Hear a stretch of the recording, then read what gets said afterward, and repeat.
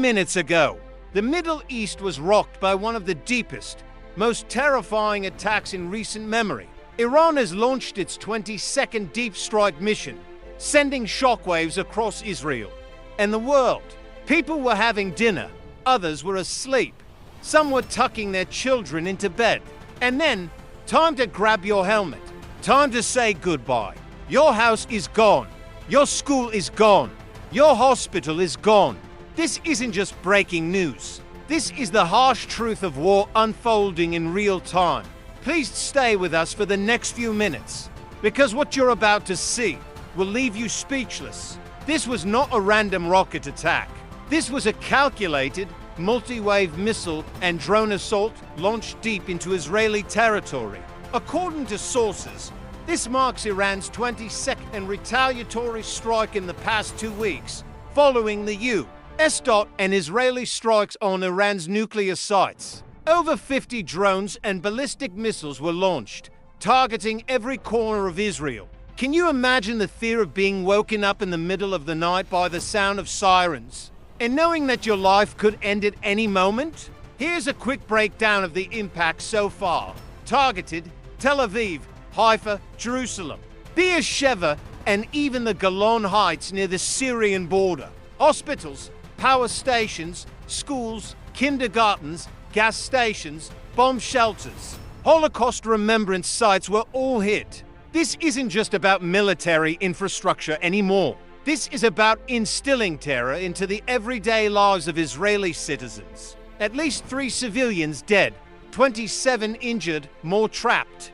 We have heartbreaking stories of entire families wiped out, of people going about their daily routines and getting murdered in cold blood. A 7-year-old girl was pulled from rubble in remote Gan. A father died shielding his 2 sons. A nurse was killed while evacuating patients in a hospital targeted for the 2nd time this week. And let me pause here for a moment. Imagine if you were in one of those hospitals, receiving treatment or visiting someone, when suddenly everything around you explodes into chaos. The hospital wing is on fire. Patients are running for cover. Medical staff are desperately trying to evacuate everyone to safety. And then the second wave comes. With nowhere left to go, people take shelter in the basement, only to be met with a sight that will haunt them forever. The place that was supposed to be their sanctuary is now a scene of carnage. Friends, relatives, strangers lying motionless on the floor, some still holding on to life. Amidst the dust and the smoke, a nurse emerges, carrying an Israeli flag, her white coat torn, her face covered in soot, symbolizing the resilience of the human spirit in the face of unimaginable horror. She refuses to give up, but the situation grows increasingly desperate. The second wave hits. The nurse falls to her knees, shielding the injured with her body. Moments later, she's gone. This isn't just a story. These are the untold stories of the victims of war, the silent witnesses whose voices deserve to be heard. They're not just statistics. They're fathers, mothers, sisters, brothers, friends, and they have names. And now let's get back to our coverage. This is how it started. Just minutes after midnight, Iran's Revolutionary Guard initiated what they're calling Operation Final Warning. Multiple missile launchers, likely based in Iraq and Syria, were activated, sending payloads deep into Israeli airspace. Iran believed that they can overpower Israel's Iron Dome defense system. But today, Iron Dome intercepted many, but not all. At least 16 direct hits were confirmed, including a residential building in Netanya, killing a 7-year-old girl and injuring several others. A section of Tel Aviv's main electrical grid, plunging parts of the city into darkness. The emergency wing of Soroka Medical Center in Beersheba, trapping several inside. But that wasn't all. As Israel was grappling with the aftermath of the first wave, Iran unleashed the second phase of the attack. 2 additional suicide bombers infiltrated through Gaza, causing havoc at the Carmel and Binyamina shopping centers. These areas, usually bustling with life, were turned into scenes of carnage. One bomber detonated a device at the entrance to the shopping mall in Binyamina, targeting both Israelis and foreign nationals who were enjoying their Friday night there. In Carmel, another device exploded in a crowded parking lot.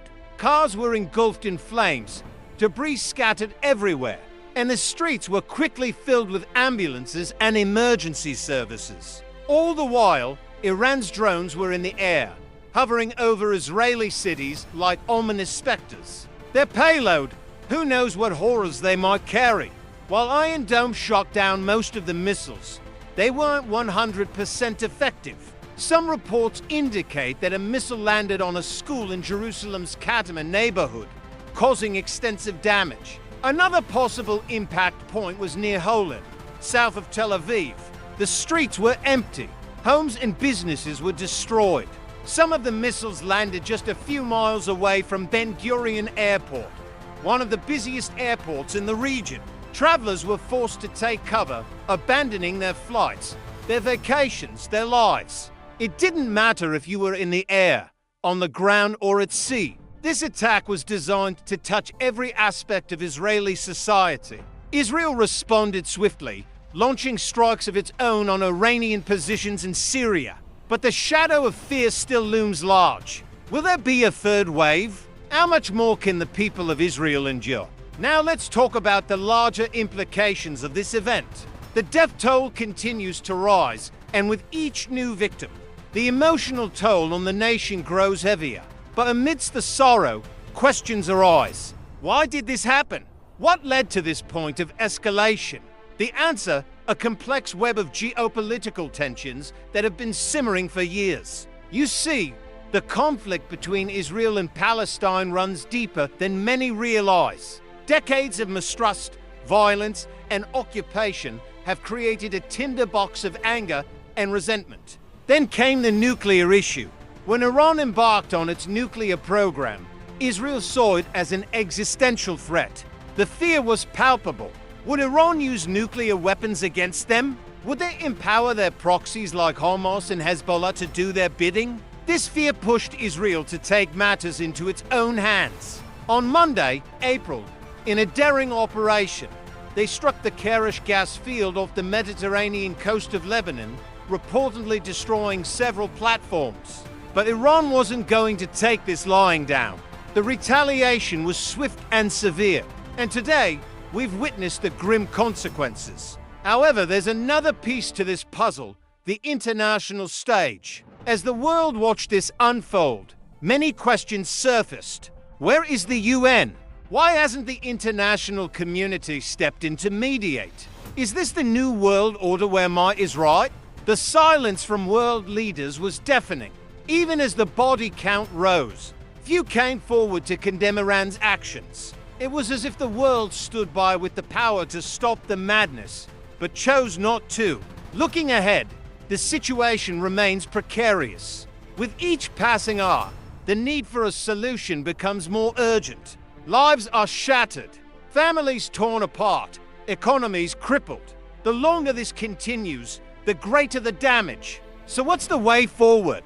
How do we prevent such horrors from repeating themselves? The answer lies in dialogue, in the courage to sit across the table from your adversary and find common ground. It won't be easy. Decades of mistrust won't disappear overnight, but it must start somewhere, somehow. The alternative is too horrible to contemplate, a future where fear and violence become the norm. In closing, my heart goes out to the people of Israel, to those who have lost loved ones, to those who are injured, to those who live in constant fear. You are in my thoughts and prayers. May you find strength in this difficult time. To the world leaders, I urge you to act, to use every tool at your disposal to bring an end to this bloodshed. The time for decisive action is now. Let's hope that in the days ahead, we'll look back at this moment as a turning point. A moment when the world came together to say enough is enough.